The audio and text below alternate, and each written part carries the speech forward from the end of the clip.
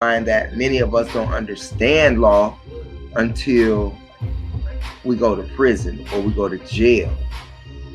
And I'm sure you all may know some people who have become jailhouse lawyers, as they call them, but that's fine. But they didn't start until after they got arrested. That's the point that I'm trying to make. Now, you have law. You have common law, you have criminal law, you have civil law, you have maritime, admiral law, and you have maritime, international, admiral law. And all of those laws are very important, very important.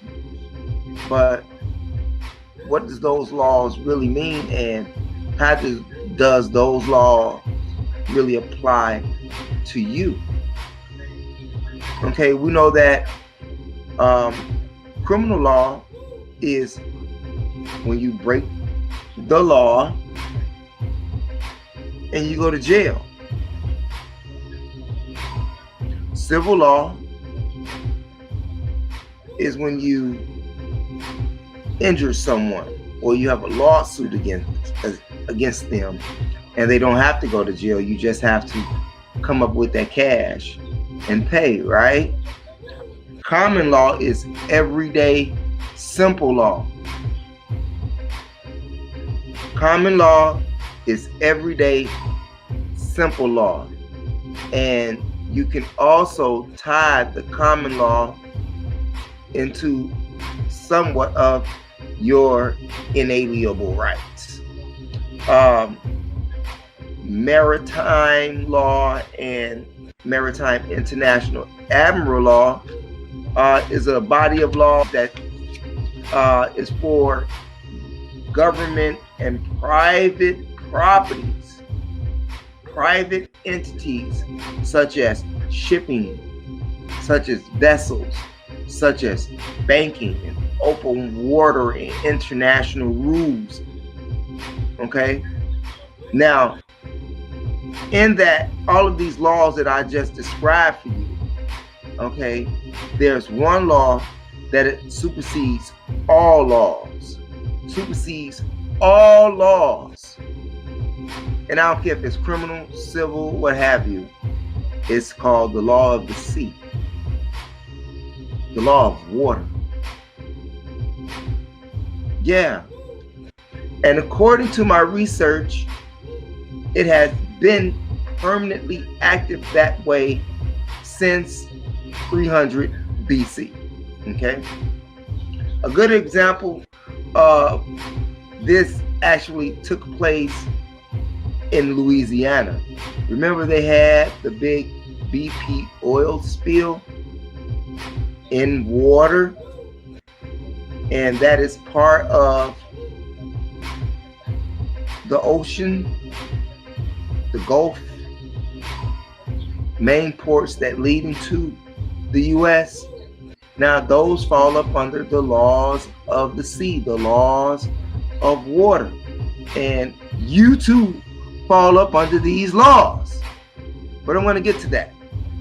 But anyway, BP had this big spill, right? Now, for those of you who driving, how many of you know what BP stands for? Especially if you drive, travel. We're going to get off into that. There's a big difference between driving and travel. And it's all dealing with this law, or these laws that you don't feel have anything to do with you because you're not a ship, you're not a boat, you don't drive on water or anything like that. Now, but getting back to the question, does anybody know what BP stands for? If you don't know what BP stands for British Petroleum. British Petroleum. And speaking of Great Britain, the British, did you know that your current Bible, your King James Bible, is actually owned by Queen Elizabeth and her husband? In fact, if you quote the Bible in England, you can be arrested and brought up on charges. I'm just saying, I thought I'd throw that in there, okay? But does anybody know how this law applies to you? You know, to the everyday average Joe, you know, pay taxes, you know, so-called law-abiding citizen and whatnot. Do you know how that actually applied to you? But believe it or not, we have been duped in regards to the rules that regulate the laws of the land.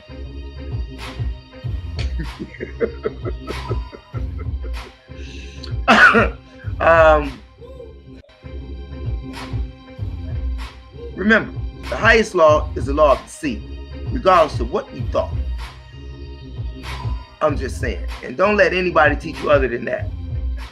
Now, remember, I was telling you about driving and traveling. How many of you all drive a car? Like, you know, many of us say we drive a car. For future references, it's best for you not to say that you're driving a car. You're not a business owner, a merchant who is making money in your vehicle. You should say that you're not driving, but you're traveling. Well, what's the difference? What's the big difference according to these laws? And this is how they fool you with these laws. It's going to get very good. Just stay with me, family. Now, in order for you to drive a car, you say that you may need license, but you don't. You don't need license plates. You don't need registration. You don't. Especially if you don't do business, making money in your car, because driving, according to the law, is for monetary purposes. Merchants, business, when you're selling or exchanging of services in your vehicle, that's driving. Traveling, on the other hand, which you can do in a vehicle, as long as you're not operating a business or making money out of your vehicle. Seriously.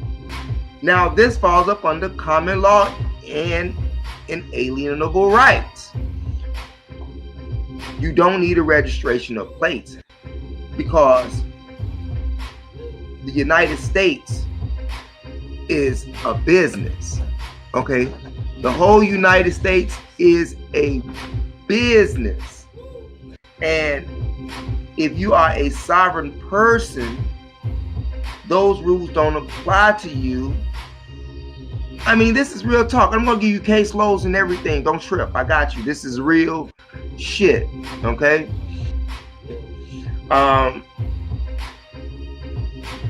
To actually say that you're driving, like I say, is saying that you are under this maritime admiral commercial jurisdiction law. Driving is a privilege. Driving is a privilege. Traveling is not a privilege. It's your God-given right, okay? And that privilege that you get when you're driving, selling merchandise out of your car or exchanging services out of your car in regards to being a business or a corporation, that privilege can be taken away from you by the very same people who gave it to you under the maritime law. But that really won't take place because that's how the world makes their money. I haven't got to how it applies to you yet, but we already know a couple of laws now. We know that seeing that the United States as of 1860, I get to that. I really want to give it to you, but I got to take you this way, right? Okay, now, like I said, if you're traveling, even in a motor vehicle, that is your God-given right, and There's no amount of law that they can come up with that can supersede that or impose that upon you, right? Because it's your natural given law. Even the Constitution, if you looked at it clearly, is nothing but laws of God-given rights anyway. It's no special laws if you look at that. But it's another reason why they had to constitute, to give the Constitution a new name or leave the Articles of Confederation, because they was changing businesses. They were actually imposing themselves as a business entity versus just a nation. And believe it or not, the U.S. is owned by many foreign countries. It's not one country at all. We're going to get to that. But anyway, now you may find yourself arrested doing all of this good stuff, right? But when you go to court, if you do find yourself arrested, you will beat the case. And if they told your car, they have to give it back to you for free. If you think I'm lying, just do some research yourself. And because when you go to court, the judge, who is really a referee, will let it go and give you back your car, because it's the law. But you can't use that law if you possess a driver's license or a state ID. All of these are traps. All of these places you in that law. And I'm going to tell you how. I'm going to show you exactly how. But just remember that when you possess a driver's license or a state ID, you actually bind yourself to that maritime admiral law. Yeah. Use of public roads and highways is a right, not a privilege. It's a right. Traveling is not driving, okay? Most of us are just traveling. We're not driving at all. Sadly but true, many highway patrol law enforcement, they have no clue of what they're enforcing, which are commercial statutes and admiralty law and jurisdiction laws. But you are simply living in common law. But by you having those items that I just named, places you under maritime admiral law. For reference, I'll give you a few cases, okay? Chicago Motor Coach versus Chicago, Thompson versus Smith, Chapman versus Dooley's, and Kent versus Dooley's. Now, remember your driver's license. You want those cases again? Okay, you got Kent versus Dooley, you got Chapman versus Dooley, you have Smith versus Thompson, and you have Chicago Motor Coach versus Chicago. Remember, I was telling you about your driver's license and state ID is a contract. It's a contract to these laws in which you are in, and I'm going to tell you about all of this stuff. Your birth certificate is a paper of ownership and claim that goes along with your driver's license, okay? So everyone has a birth certificate, right? And we are owned by someone else, and it is not our parents. It's not your parents at all. In 1933, the U.S. went bankrupt. In 1933, the U.S. went bankrupt and is no longer a republic and have been borrowing money from private bankers, okay? Private bankers called the Federal Reserve. So no, for those of you who do not know, the Federal Reserve does not belong to the government, and don't you let anybody teach you other than that. And as of January in 1976, which they were celebrating 200 years, almost 200 years for the Declaration of Independence for the U.S. But in 1976, January, they didn't have what they was calling the independence, the declaration, the independence thing for the country. It was interdependence, meaning that the U.S. has given up her sovereignty as a nation and has allowed foreign entities to dictate her economy and redistribute wealth. This is what the New World Order is about, and it's really not about what you're thinking. It's about a new social order. Just as the U.S. gave up her sovereignty to international bankers in 1976, you gave up your sovereignty as a person when you got that driver's license or state ID, because the U.S. is a business and is owned by foreign entities, mainly the British.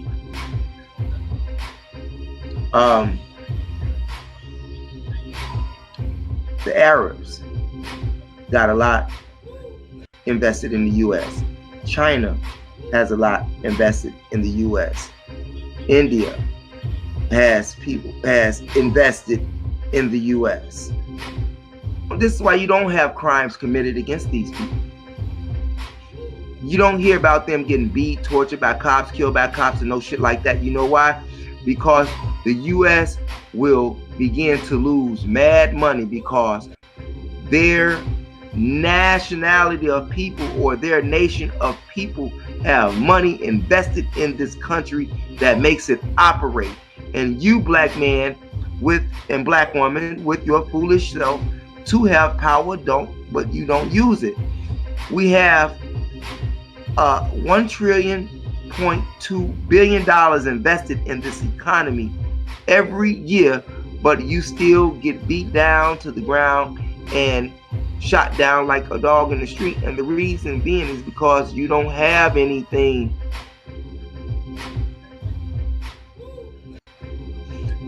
But getting back to your birth certificate, your driver's license, I'm going to even add in your social security number, because all of this is on the stock market.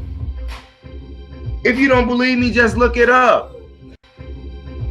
When the United States went broke, okay, in 1933, okay, well, we're going to get back to that. But, yeah, in 1933, after 1933, when they was no longer a republic and everything they claimed broke,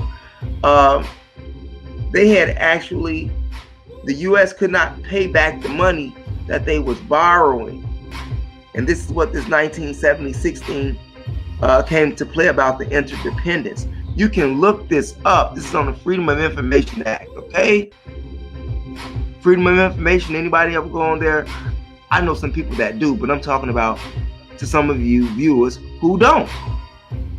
And all of this stuff applies to you. Okay, and I'm going to get to that. I'm still getting to it. There's so much information in regards to this. They actually have you charging you, filling their pockets from your hard-earned money with maritime admiral law, and you have no clue that you're actually living in that world, that you're actually being governed by laws of the water.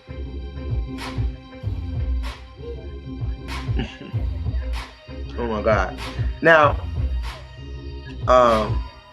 your birth certificate. Now, if you look at your birth certificate, it's going to go back to ships and all of this stuff. If you look at your birth certificate has the name of the product. It has a serial number, a tracking number. It has who to contact just in case something happens with the cargo. Birth certificate is the same thing. The doctor signs it, right?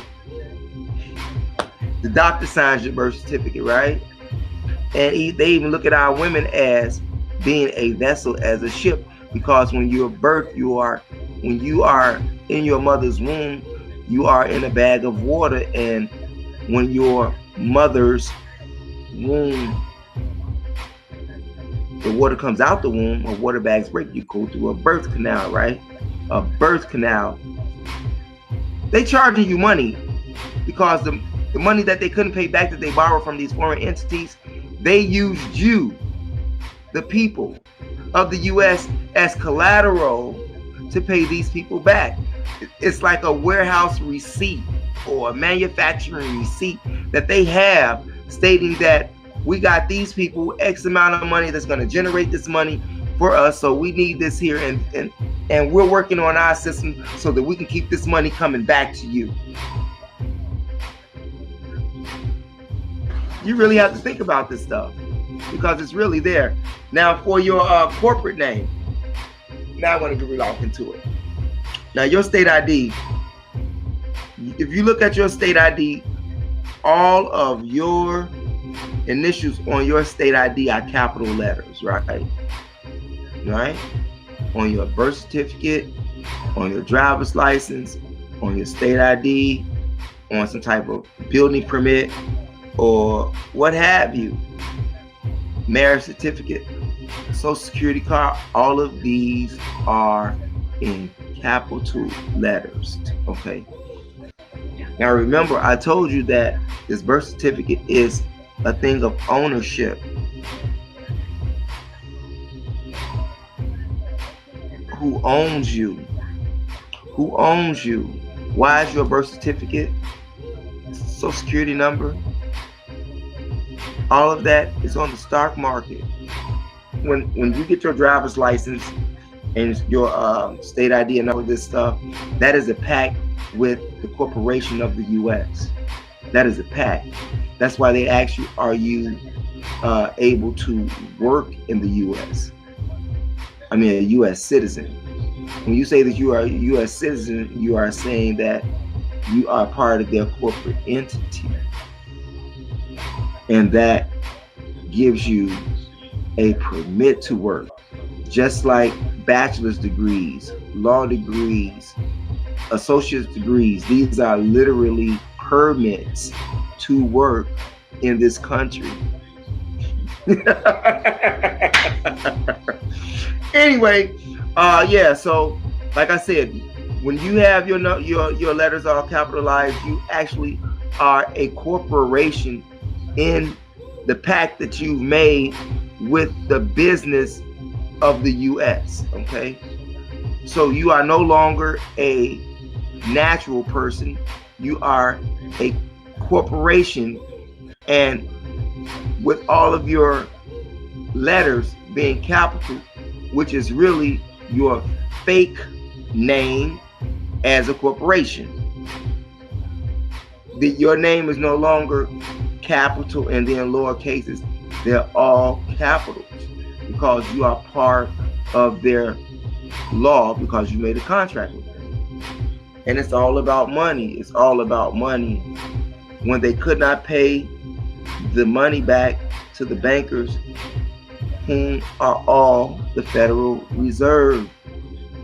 And the Federal Reserve is people like the Rockefellers, people like the Rothschilds, people like the Bilderbergs, people like the DuPonts, people like the Warburgs, people like that. Every day. And like I say, even our women are considered ships or vessels because they carry cargo, which is the children. And like I say, when you are delivered, you are the cash. You are the cash. And when you come through your mother's birth canal, which is a form of what? Water. And you're coming through the canal. I'm just saying, law of water is money, banking, maritime, Admiralty law. And people talk about reparations. Okay, well, you can't. Look, people talking about reparations and we are actually owned by someone else still when we actually think that we're free, and we're not free because the very government that you believe in has actually made you a slave to the system without even knowing it. And they do this through law.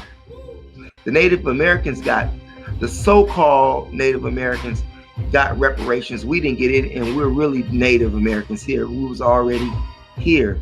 Some of us came but some of us was already here. But the thing is, we're all a whole when they talk about black people. When the police beat your ass, they don't care if you Moorish American, Muslim, or they don't give a fuck what you is. You black, they beat your ass. They don't care if you from a Kubalan, Nigeria, Algeria, Nubia. They don't give a fuck, okay? They just see you as a black man, and they need to continuously use you and beat you down and make you think that you're shit so that they can continue to fuel their system. And these are the laws, like I say, that you're under, and you have no idea. They're using you as a fake corporation to get money from other countries so that they can continue to run this country. In fact, did you know that J.P. Morgan, anybody know who J.P. Morgan is? He's the owner of Chase Bank, and in fact, he helped the United States get out of debt by loaning them $100 million. So this is why GE is so big. He also owns General Electric, that J.P. Morgan family, and that's in upstate New York, Albany. If you ever been that way, you'll see a big old place, and it's called the GE building, and you know it's old when you look at it, and it's still there today, making tons and tons of money. Okay, but anyway, like I say, we talk about reparations, but we give our reparations away, $1.2 trillion every year, and you give that to their economy to help survive it, versus building one for your own. Do you understand that? Reparations, you giving them reparations because we keep them thriving, we keep them going, but you don't understand your value. But the Arabs do, the Chinese do, the Koreans do, the people from India, they do. You understand? Because if law enforcement treat them the way that they treat us, they wouldn't have no business here. The United States would fall over fucking night. Now, if you don't believe me, do the fucking math, okay? I'm just saying. You can't get reparations if you are the key component of the system that makes it function. Not to mention that you are an individual corporation and not a natural person. You think about that. Now, why was that on my mind? Well, it was because I had to see it for myself. I had to really see it for myself. And I had to check these cases that I gave you in regards to law. I just can't come up with this shit out of my head. So you have to do your research. I'm just bringing it to you all. Okay? And something did happen in the news, and it was about Alabama and Georgia, right? Well, just from my standpoint, those places should have just been wiped the fuck out anyway, because Alabama for 20 years, and I'm not talking about in the 60s, I'm talking about recently, okay? For 20 years, they have been locking young black men up fraudulently. For 20 years, putting drug cases on them, putting guns on them. Now, I know that they do that all across America, but this has been going on religiously for 20 years in the state of Alabama. And if you are a black person, and if you are still in the state of Alabama by your own will, I think you have a fucking problem, okay? Go where you're celebrated and not tolerated. It's important for us to build something for ourselves, black man, black woman. Thanks for watching. If there's anything that I've said that you've liked, by all means, press the subscribe button. If I said anything to you that is uplifting to you, something that you can apply to your life, that you can help yourself with, your family, your friends, your neighbors, your community, by all means, press that subscribe button. And remember, black on black crime is a felony. Y'all take it easy. See you later. 13th letter to the cipher.